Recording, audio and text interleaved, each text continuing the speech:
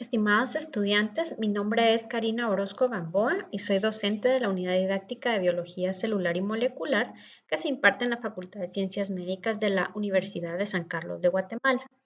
En esta oportunidad trataremos el tema de membranas celulares.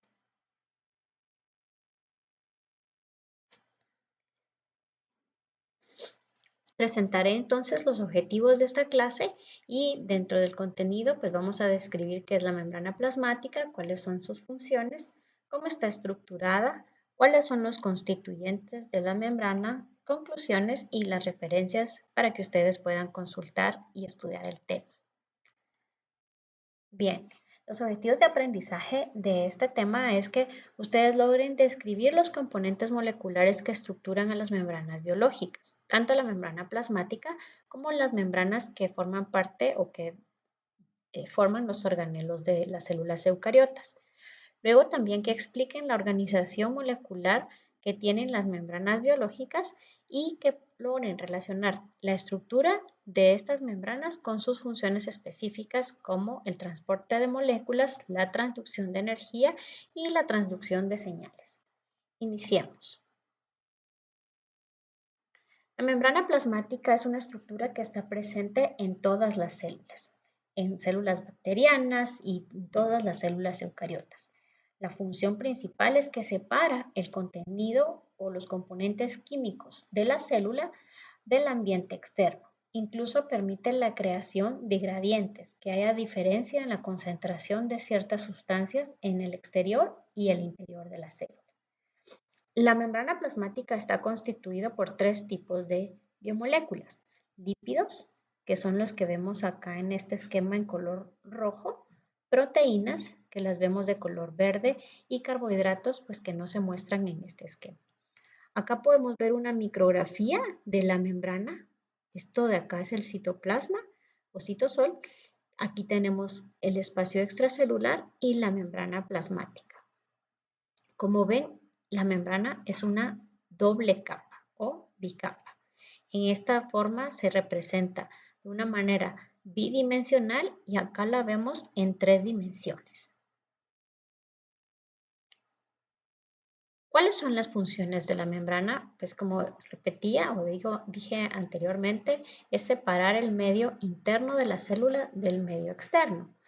Sin embargo, en los organismos eucariotas, las células van a tener organelos también delimitados por membrana.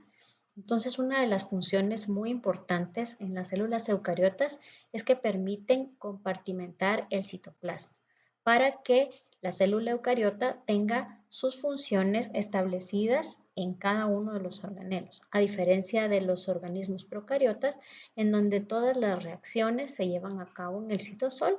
En los eucariotas sí se van a llevar a cabo en diferentes sitios. ¿Cómo generaron o cómo se crearon las células eucariotas? Según la teoría endosimbiótica, pues la membrana plasmática empezó a invaginarse y dio origen a una envoltura en el núcleo. Luego se fueron formando organelos como el retículo, que sus funciones en la actualidad es formar más membrana, el complejo de Golgi, y luego pues la célula también pudo fagocitar o hacer un proceso endosimbiótico en donde adquirió bacterias aeróbicas que posteriormente se constituyeron en mitocondrias y bacterias fotosintéticas que en el caso de las células vegetales dieron origen a los cloroplastos. Bien, la membrana plasmática, como es una bicapa de lípidos, va a consistir en una barrera de permeabilidad selectiva.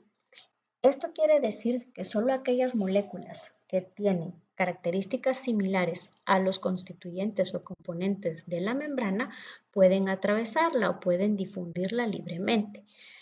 Moléculas pequeñas y no polares como el oxígeno, el dióxido de carbono y el nitrógeno pueden difundir fácilmente a través de esta estructura. Sin embargo, hay otras moléculas que van a ser polares o que tienen carga. Por ejemplo, los iones no pueden atravesar esta estructura. Las moléculas que son grandes y a pesar de no tener carga, si son polares como la glucosa, tampoco la pueden atravesar.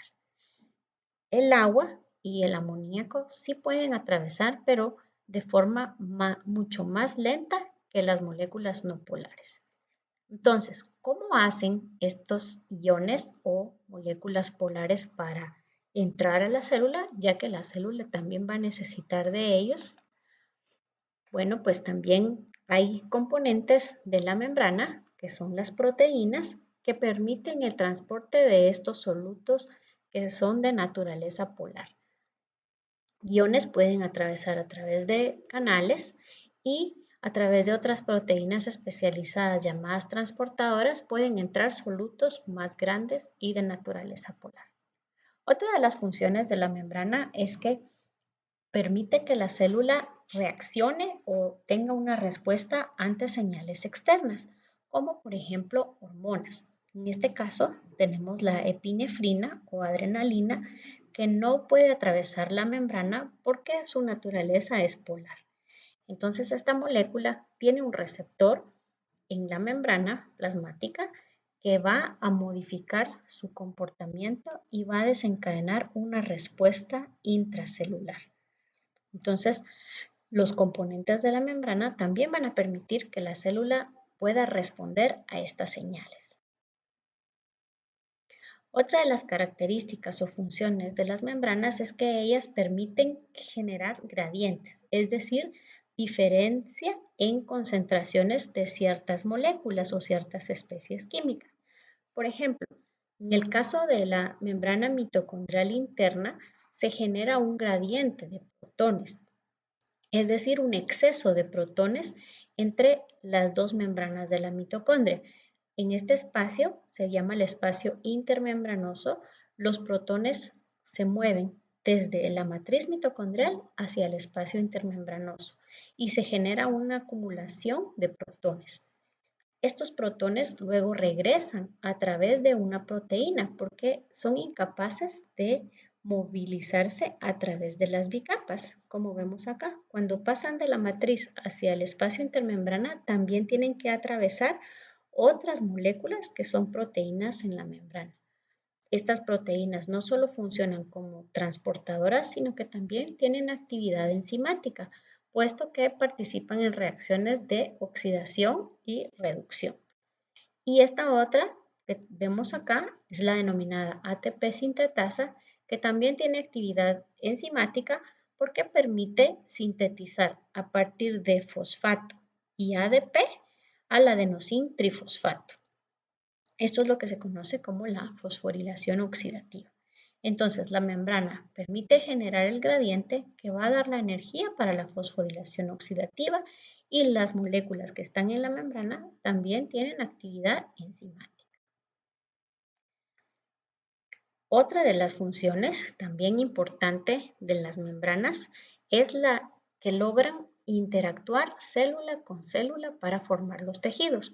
Esta es la interacción célula con célula y también célula con el sustrato o en este caso una lámina basal. Es para que las células se enganchen en el tejido, o sea, entre tejidos y en su lámina basal. Les va a permitir tener soporte y sobrellevar la presión a las que pueden estar expuestas los tejidos. Bien, ¿cómo es la estructura de las membranas? Si recordamos con el descubrimiento del microscopio y Robert Hooke, que fue el primero en visibilizar a la célula, pues observó una estructura o una pequeña línea muy delgada que servía de límite a lo que estaba adentro. Sin embargo, no sabía de qué estaba conformada esta estructura. Cuando lo vemos al microscopio, pues se ve una pequeña línea que es lo que limita a la célula.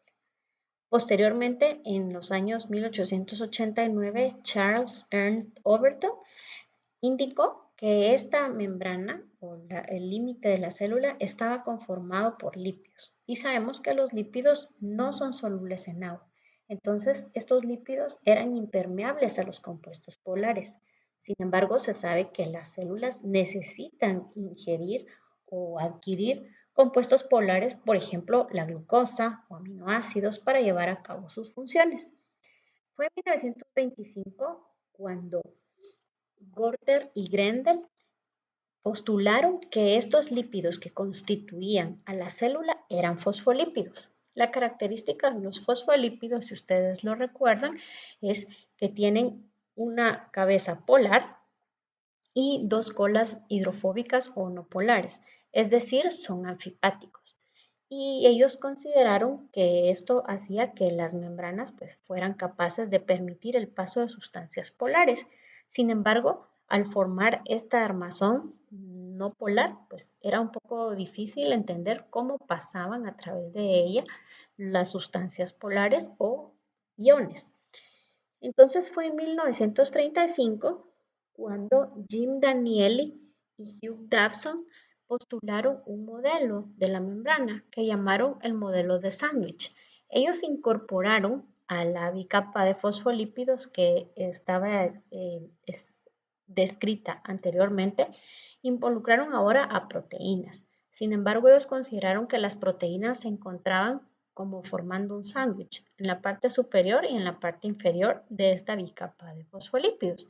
Y eso tampoco explicaba cómo podían pasar los compuestos polares. Entonces, fue hasta 1972 cuando Jonathan Singer y Nicholson postularon este nuevo modelo de la capa, ¿verdad? Ellos continuaron indicando que era una doble capa de varios tipos de lípidos. Le llamaron modelo del mosaico fluido. ¿Por qué? Porque va a tener una gran diversidad de lípidos que constituyen una y la otra cara de esta bicapa. Y en estas dos bicapas, las proteínas no estaban sobre la parte superior o la parte inferior de la bicapa, sino que estaban embebidas, es decir, la atravesaban. Y era a través de ellas que las moléculas polares o los iones podían atravesar o podían entrar o salir de esta membrana. Una de las características que ellos postularon es que la bicapa era fluida. Eso quiere decir que no es rígida, sino que los lípidos se pueden mover lateralmente dentro de ella. El estado físico de esta membrana se ha estudiado que no es líquido ni sólido, sino que está en un estado de viscosidad intermedia entre el líquido y lo gel. Y esto depende de la temperatura, también depende del grado de insaturación que posean los fosfolípidos constituyentes de esta bicapa. Y otra de las características es que también va a depender de la presencia de colesterol. Colesterol vamos a ver que es una molécula importante para permitir estos cambios de viscosidad que tiene la membrana.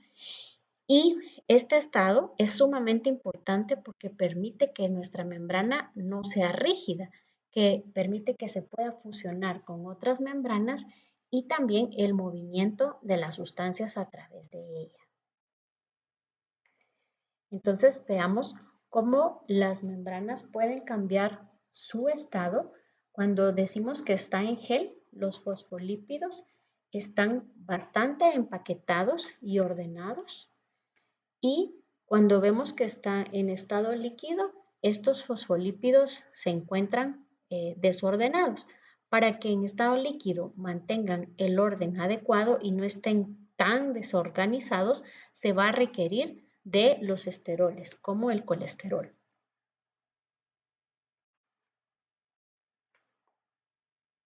Muy bien. Ahora vamos a describir quiénes son estos constituyentes de la membrana plasmática. Los principales constituyentes van a ser lípidos, que cuando lo pensamos en peso de la membrana, los lípidos constituyen el 40%, las proteínas el 50% y los carbohidratos el 10%. Esto no quiere decir que haya más proteínas en la membrana que lípidos. Lo que quiere decir es que las proteínas, por ser macromoléculas de mayor tamaño, pues pesan más, pero lo que constituye la estructura o todo el andamiaje de la membrana van a ser estos lípidos. Ellos van a estar en mayor cantidad, pero pues tienen menor peso. Entonces, inicialmente vamos a describir a los fosfolípidos. Los fosfolípidos entonces son los lípidos más abundantes en la estructura de la membrana. Además de los fosfolípidos, hay otros tipos de lípidos y todos van a ser anfipáticos. Esta es una característica muy importante. Recordemos que algo que es anfipático tiene una parte que es afín al agua o hidrofílica y una que no lo es, que es la parte hidrofóbica. En el caso de los fosfolípidos, gracias a esa característica, ellos logran formar bicapas de manera espontánea porque se requiere más energía para mantenerlos unidos al agua. Entonces, las colas hidrofóbicas se compactan en el interior de estas bicapas para estar aisladas del agua. Ahora, estas bicapas también se pueden cerrar y dan origen a lo que vemos acá, que son los liposomas. Cuando no se estructuran como bicapas, también se cierran, forman monocapas y esto da origen a las micelas. Si vemos la diferencia entre una micela y un liposoma o una vesícula, es que el interior de la micela va a ser hidrofóbico, porque ahí van a quedar las colas hidrofóbicas de los fosfolípidos aisladas del agua. Mientras que en el caso de un liposoma es que se cierra una bicapa y por lo tanto el interior va a ser también hidrofílico o soluble en agua.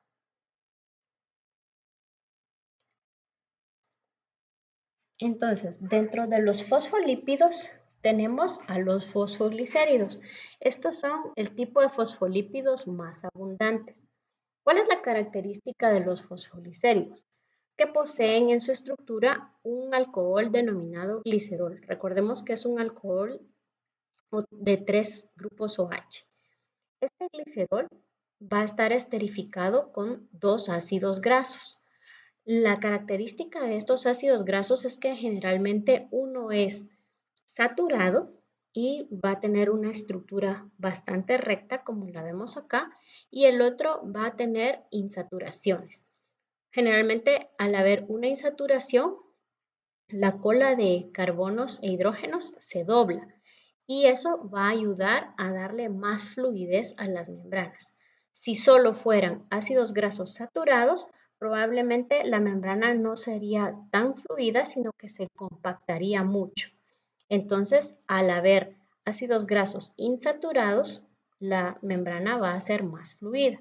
De igual manera, la longitud de estos ácidos grasos también va a influir o afectar la fluidez. Entre más largos, menos fluida. Entonces, sigamos viendo la estructura del fosfoglicérido. Ya sabemos entonces que tiene 2 ácidos grasos esterificados al glicerol y van a tener un grupo fosfato. De ahí el nombre fosfoglicérido. Pero a ese grupo fosfato todavía se le va a unir un alcohol aminado, que puede ser, por ejemplo, la colina o algún otro de los que vamos a describir. Y eso dan origen a distintos tipos de fosfoglicéridos, como puede ser la fosfatidilcolina, la fosfatidiletanolamina y la fosfatidilserina. Entonces, toda esta parte que vemos acá es lo que se constituye como su cabeza hidrofílica y los ácidos grasos serán las colas hidrofóbicas. Aquí podemos ver entonces a los fosfoglicéridos que mencioné anteriormente, fosfatidiletanolamina, glicerol, los ácidos grasos, grupo fosfato y el alcohol etanolamina. En este caso, esta es la fosfatidilserina, que el grupo aminado es un aminoácido, que es la serina. Esta se llama fosfatidilserina. Y como vemos, este grupo tiene una carga negativa. Estas dos se anulan y nos va a quedar una carga negativa. Esta es una característica importante de este fosfoglicérido porque esto va a contribuir a la asimetría de las membranas. Es decir, las dos capas de la membrana no son iguales. La fosfatidilserina la vamos a encontrar en la cara que da hacia el citosol y eso va a incrementar el número de cargas negativas en el citosol. Por otro lado, la fosfatidilcolina, que también es un fosfoglicérido, no posee a los otros alcoholes aminados, sino que posee colina. Y además de los fosfoglicéridos, hay otro tipo de fosfolípidos que no están basados en el glicerol, sino que tienen en su composición al alcohol denominado esfingosina. La esfingosina es un alcohol no tan pequeño como el glicerol, que solo tenía 3 átomos de carbono. Este en su lugar tiene 18. Y unido a esta esfingosina se puede colocar un ácido graso que se une a este grupo amino que tiene en este enlace. No va a ser un enlace éster, sino que es un enlace amida. Esa es la diferencia entre la esfingosina o los lípidos que poseen esfingosina y los que poseen glicerol. En este caso, la esfingosina también puede unírsele el grupo fosfato y va a dar este tipo de fosfolípidos que se llaman esfingomielinas. La esfingomielina se parece a la colina en el hecho de que las dos tienen grupo fosfato y tienen al aminoalcohol colina. Estos dos, tanto la fosfatidilcolina como la esfingomielina, se van a encontrar en la cara que no da al citosol, sino que va a ser la cara extracelular de nuestras bicapas. Por eso es que las bicapas no son simétricas. Muy bien. El segundo tipo de lípidos, además de los fosfolípidos que acabamos de escribir, son los glucolípidos. Gluco viene pues de carbohidrato. Estos lípidos también son derivados de la esfingosina. Recordemos entonces la esfingosina es un aminoalcohol de 18 carbonos. A esta esfingosina se le puede unir también un ácido graso y por eso es que van a tener sus dos colas hidrofóbicas. Pero a diferencia de la esfingomielina, estos no van a tener grupo fosfato y por eso ya no son fosfolípidos, sino glucolípidos. Entonces, ¿quién constituye el grupo polar o la cabeza polar de estos lípidos? Van a ser carbohidratos. Estos glucolípidos son importantes porque también van a contribuir a la asimetría de la membrana. Estos glucolípidos no los vamos a encontrar dirigidos hacia la cara citosólica, sino que únicamente a la cara no citosólica. En el caso de la membrana plasmática, esta será la cara extracelular, pero también puede haber glucolípidos en las membranas de los organelos. Sin embargo, siempre van a estar dirigidos sus carbohidratos hacia el interior del organelo, es decir, hacia el lumen. Dentro de los glucolípidos tenemos dos grupos, los que son neutros y los que son ácidos o que tienen carga negativa. ¿Cuál es la diferencia? Los glucolípidos neutros, su parte polar o la cabeza polar va a estar constituida por un monosacárido. En este caso, el monosacárido va a ser galactosa y por eso esta es un ejemplo de galactocerebrósido. A los glucolípidos neutros se les llama cerebrósidos y van a ser se van a encontrar mucho en las células nerviosas, en las membranas de las células nerviosas. Si esto fuera una glucosa, sería un glucocerebrósido. Al contrario, en el caso de los gangliósidos, no van a tener un monosacárido, sino que va a ser un oligosacárido el que está unido a la esfingosina. Y como parte de los componentes de este oligosacárido tenemos a un azúcar de 9 carbonos denominado ácido siálico o también ácido N-acetilneuramínico. La característica del ácido siálico, como dice su nombre, es que tiene una carga negativa. Es un azúcar ácido y por esa razón este es un glucolípido ya no neutro, sino cargado negativamente.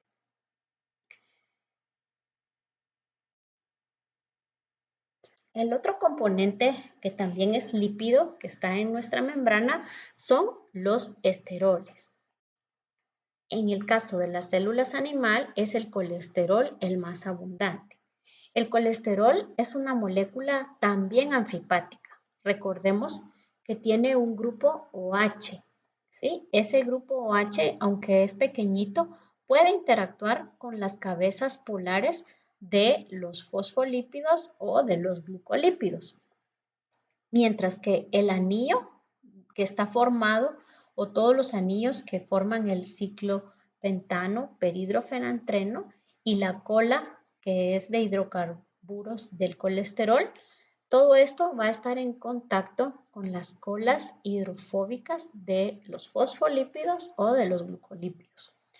Como vemos, el colesterol va a ser abundante en células animales. Hay mucho colesterol porque le va a dar una gran estabilidad a nuestras membranas. En plantas no existe colesterol, sino hay otros esteroles que cumplen una función similar. Una de las características es que al estar ubicado entre fosfolípidos o glucolípidos, restringe el movimiento de ellos y eso incrementa la propiedad de la membrana de ser una barrera semipermeable, ¿verdad? Va a ser permeable a aquellas moléculas que son de la misma naturaleza, es decir, que son hidrofóbicas, pero no va a permitir el paso de aquellas sustancias polares o hidrofílicas. Sin embargo, el colesterol, cuando las temperaturas bajan mucho o se encuentran muy bajas, evita que nuestra membrana también se endurezca, porque si se volviera muy sólida, evitaría el paso de cualquier cosa, tanto de nutrientes como de desechos. Otra de las funciones importantes del colesterol es que puede estar cercano a muchas esfingomialinas y forman microdominios en las membranas denominados balsas lipídicas. Estas balsas lipídicas entonces están constituidas por varios esfingolípidos y colesterol. Acá se pueden unir ciertas proteínas que permiten la transmisión de mensajes o las actividades enzimáticas que también van a estar ocurriendo en la membrana. Por eso es que estos son importantes las funciones del colesterol en las membranas. El otro constituyente importante de las membranas van a ser las proteínas. En este esquema podemos ver diferentes tipos de proteínas. Esta que vemos acá es una glucoproteína que atraviesa la membrana. Vamos a ver que tiene una parte que da en la superficie o en el exterior de la bicapa y otra que da hacia el interior o en la parte citosólica. Hay proteínas también que están unidas a lípidos y ancladas a la membrana y hay otras proteínas que solo están como sobrepuestas, ya sea sobre otros lípidos o sobre otras proteínas transmembranales. Entonces, veamos un poco acerca de las proteínas. Ok, acá tenemos tres tipos diferentes de proteínas transmembrana, es decir, que ellas atraviesan la bicapa lipídica. Una parte de la proteína se va a encontrar en la cara no citosólica y la otra se va a encontrar en la cara citosólica. La parte que atraviesa la bicapa o el dominio transmembranal generalmente va a estar constituido por aminoácidos no polares o con grupos R no polares, mientras que lo que se encuentra en la superficie o en el citosol tiene que estar constituido por aminoácidos que tengan grupos R polares. Por esa razón se dice que estas proteínas transmembrana son anfipáticas, con dominios hidrofóbicos, que son los dominios transmembrana, y dominios hidrofílicos, que van a estar hacia el citosol o hacia el espacio extracelular. Como vemos en el esquema, hay proteínas de solo un paso que solamente atraviesan una vez la bicapa, pero también tenemos el caso de proteínas que entran o atraviesan varias veces la bicapa, son multipaso. En este caso, esta pasa 3 veces, pero hay algunas otras que son más complejas y pasan hasta 12 veces a través de la membrana. ¿Cuáles son las funciones que van a tener este tipo de proteínas en la membrana? Van a ser o van a formar las proteínas transportadoras que van a permitir el paso de iones o moléculas polares. Pueden ser receptoras de señales porque van a tener un dominio que da hacia el espacio extracelular en donde puede llegar la molécula de ligando. Tiene un dominio intracelular o citosólico que es el que puede reaccionar con otras enzimas para transferir o transducir la señal desde el exterior hacia el interior de la célula. Muchas de ellas pueden funcionar no solo como receptoras, sino que también funcionan como enzimas, sobre todo llevando a cabo reacciones de fosforilar a otras proteínas. Y como el caso de la que vemos acá, esta no está constituida por dominios de alfa hélice, sino que son láminas plegadas beta, que forman esta estructura como en forma de un barrilito que vemos acá, que son porinas. Estas porinas no las vamos a encontrar comúnmente en la membrana plasmática de las células animales, pero sí las vamos a encontrar en la membrana mitocondrial externa. Y estas están formadas por esta estructura secundaria de lámina plegada beta. Recordemos que en la lámina plegada beta los aminoácidos forman como una especie de zigzag y los grupos R, que son polares, van a quedar hacia el centro del canal, mientras que los grupos R no polares van a estar en contacto con el ambiente de la bicapa. Esta otra es otro ejemplo de proteína membranal. Es una proteína anclada a la bicapa, pero está anclada a ella por medio de un segmento que está formando una alfa hélice o está organizado como alfa hélice. En este otro caso, es una proteína que va a estar anclada a un lípido. En este caso, el lípido puede ser un grupo prenilo o bien puede ser un ácido graso.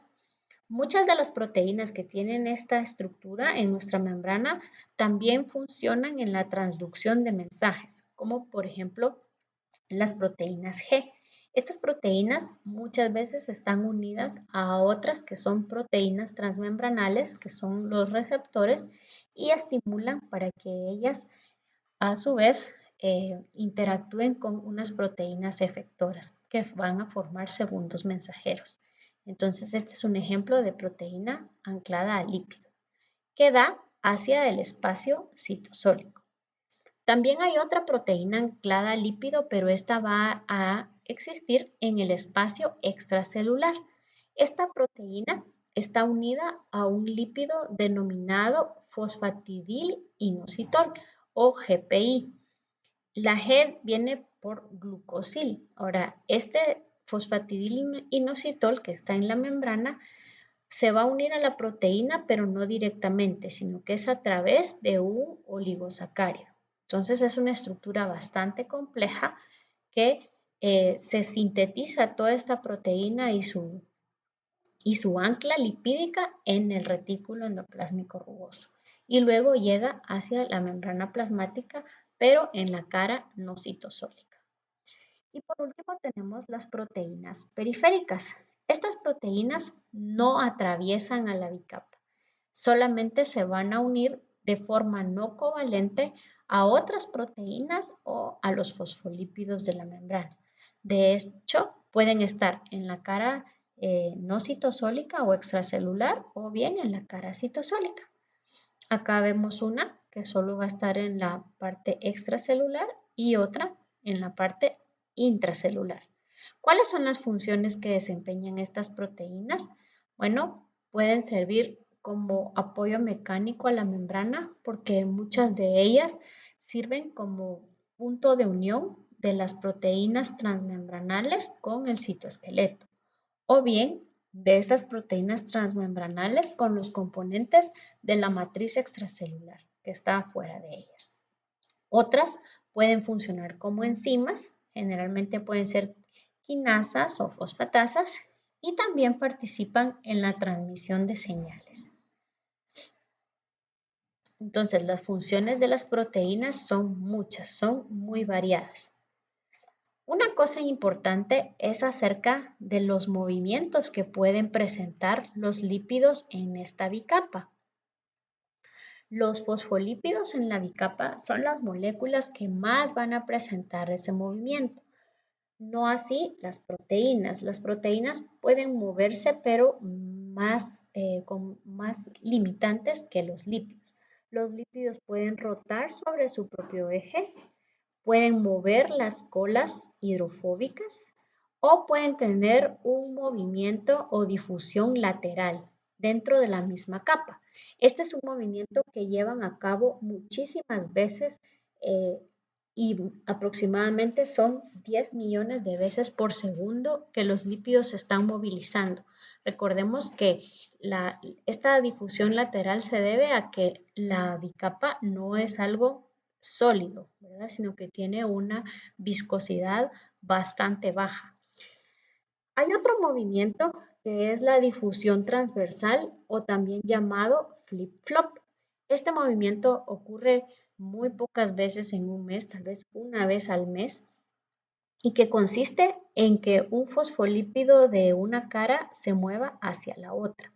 Este no es un movimiento espontáneo, requiere energía y la participación de enzimas, pero sí es un movimiento que ocurre sobre todo cuando la bicapa se está formando en el retículo endoplásmico liso, porque solamente va a formarse lípidos en una de las dos caras de las bicapas. Para que las dos capas sean equivalentes en cantidad de fosfolípidos, pues en donde se van armando nuevos lípidos tienen que trasladarse a donde no hay y así hacerse equivalentes. Esos son entonces los movimientos y por eso es importante que nuestras membranas no estén tan empaquetadas, sino que tengan una capacidad de movilización. Y el último componente de las membranas son los oligosacáridos. Recordemos que pueden haber oligosacáridos unidos a la esfingosina formando glucolípidos o bien oligosacáridos unidos a diferentes proteínas para formar glucoproteínas. Puede ser que una proteína periférica sea una glucoproteína o que una proteína transmembrana también sea una glucoproteína. La característica que las hace glucoproteínas es que van a tener grupos de carbohidratos unidos a ella. Entonces, en este caso, vemos acá una proteína transmembranal de un único paso, igual acá, con carbohidratos. Esas son glucoproteínas, al igual que estas. Y también pueden estar los glucolípidos. Estas dos, los carbohidratos, ya sea que están unidos covalentemente a aminoácidos, como puede ser la asparagina, la serina y la treonina, que forman parte de estas proteínas, y cuando están formando parte de los glucolípidos, forman todos ellos una estructura denominada glucocálix. El glucocálix se forma entonces en la cara no citosólica o en la parte extracelular. Recordemos que también pueden haber carbohidratos en los organelos, pero hacia el interior de los mismos. El glucocálix, que sí se va a encontrar en la parte extracelular, protege a la célula de daños químicos y daños mecánicos. Es como una estructura todavía que soporta antes de que le llegue a hacer daño a la membrana plasmática. También el glucocálix es muy importante y participa en procesos de reconocimiento celular que puede permitir que las células se reconozcan para formar tejidos y que permita la adhesión entre ellas. Una célula para formar tejidos tiene que ser del mismo tipo. No podrían ser células distintas que se unan. Entonces, este reconocimiento que solo lo va a lograr gracias a que hay proteínas con carbohidratos que dan una señal para que las células se reconozcan entre sí. Participan también en los procesos de coagulación y en la respuesta inflamatoria. Esto permite que las células reconozcan cuando una célula es nuestra o cuando no, cuando tiene alguna alteración. Aquí podemos observar entonces una célula, este es el núcleo, el gran núcleo, con sus dos membranas, porque el núcleo, vamos a ver más adelante que la envoltura nuclear está formada por dos membranas. Y luego vemos la membrana plasmática, todo esto es el citosol, la membrana plasmática y toda esta parte de acá es la gran cantidad de carbohidratos que tiene nuestra membrana.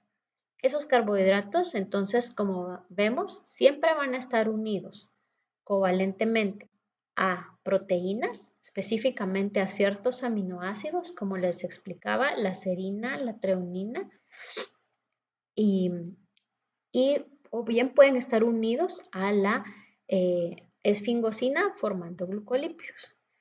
Hay otra molécula bastante compleja que recibe el nombre de proteoglicano. Los proteoglicanos son estructuras muy complejas que forman parte de la matriz extracelular, pero algunos de ellos pueden tener una proteína también como proteína transmembrana y los carbohidratos que ya no van a ser oligosacáridos, sino que van a ser largas cadenas de carbohidratos, básicamente de disacáridos. Entonces, estas son moléculas más complejas que en algunas oportunidades también pueden estar formando parte de la membrana, pero sobre todo van a estar formando parte de la matriz extracelular. Como conclusión, entonces, podemos decir que las membranas biológicas permiten separar el medio celular interno del extracelular. De igual manera, permiten la formación de compartimentos en las células eucariotas y cada uno de estos compartimentos va a tener un conjunto de enzimas que le permiten dedicarse a una función específica y que estas funciones no se lleven a cabo en el citosol, sino que en un área dedicada para ello. Las membranas pues, son bicapas, como veíamos, están formadas por varios tipos de lípidos. Pueden ser fosfolípidos, glucolípidos, esteroles. También tienen proteínas que pueden estar embebidas o sobre alguna de las dos capas y carbohidratos específicamente en la cara no citosólica. En el caso de la membrana plasmática sería la cara extracelular y en el caso de los organelos sería hacia el lumen. Los lípidos entonces son los responsables de la fluidez de la membrana. Esta fluidez permite que las membranas se fusionen o se fisionen, se separen. También va a permitir el paso de nutrientes y o desechos a través de la misma. Recordemos que la fluidez va a depender de la cantidad de colesterol, de la insaturación de los ácidos grasos, de la longitud de los ácidos grasos y de la temperatura. Las proteínas, por su parte, son los componentes de membrana responsables de la mayoría de las funciones de esta, como va a ser el transporte de solutos polares, que no podrían atravesarlo porque no hay un paso para estas sustancias a través de la bicapa lipídica, funciones de catálisis, de transducción de energía, recepción de señales y de reconocimiento intercelular, pero esto aunado a los carbohidratos, ¿verdad? Y los carbohidratos van a estar unidos de forma covalente formando glucoproteínas o glucolípidos y esto constituye el glucocálix que da protección a la célula y también permite el reconocimiento intercelular. Estas son las referencias que pueden consultar y cualquier duda, saben que estoy para resolvérselas durante nuestra reunión presencial. Nos seguiremos comunicando en la próxima videoclase. Éxitos.